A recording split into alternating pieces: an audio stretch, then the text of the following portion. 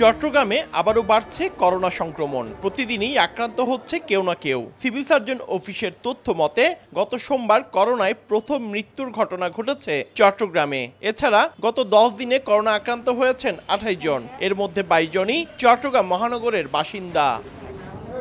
এদিকে বিশেষায়িত চিকিৎসা কেন্দ্র জেনারেল হাসপাতালটিকে ইতোমধ্যে করোনা রোগীদের চিকিৎসার জন্য প্রস্তুত করা হয়েছে। চালু করা হয়েছে 20 শয্যার আইসোলেশন কেন্দ্র। করোনা বিশেষায়িত এই হাসপাতালে ইতোমধ্যে ফুসফুসে সংক্রমণ নিয়ে 3 জন রোগী ভর্তি হয়েছেন। ওই 3 রোগীর অবস্থা স্থিতিশীল বলে জানান চিকিৎসক। সিমটমের উপর ভিত্তি করে আমরা আমাদের ভর্তি করব, ওরা ইমার্জেন্সিতে দেখবে, তারপর আমাদের এখানে আইসোলেশন ওয়ার্ডে পাঠাবে।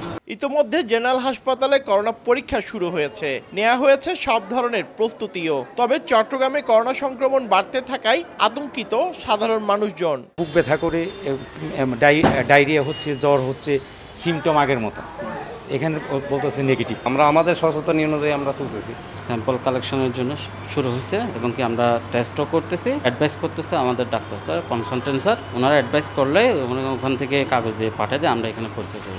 করোনা পরীক্ষা করার কিটের কোনো সংকট নেই বলে জানান সিটি মেয়র। হাসপাতাল সংশ্লিষ্টরা বলছেন সব ধরনের প্রস্তুতি নেওয়া হয়েছে। 300-র মতো কিট অ্যাভেলেবেল আছে, কাজে এটা অসুবিধা হবে না। আর আরটিপিসিআর এর ক্ষেত্রে তো আমরা বলেছি 4টা জায়গায় ডেডিকেটেড করা আছে। তারপরে কিছু প্রাইভেট ক্লিনিক কিন্তু আস্তে আস্তে সেটা আগেও করেছিল তারা, সেই ক্লিনিকগুলো আবার তারা কাজ করছে। আমাদের 20 বেডের আইসোলেশন ওয়ার্ড এবং 5 বেডের আইসিইউ আমরা সম্পূর্ণরূপে প্রস্তুত রেখেছি। এর পাশাপাশি আমাদের জেনারেল যে পেশেন্টগুলো এতদিন ধরে চিকিৎসা নিয়ে আসছিল তাদের জন্য আমরা চিকিৎসাটা এখনো অব্যাহত রেখে দিয়েছি। ইতোমধ্যে জেনারেল হাসপাতালে 3টি ভেন্টিলেটর সেট করা হয়েছে, সেই সঙ্গে 5টি আইসিইউ বেড নিয়ে প্রস্তুত কোভিড ইউনিট।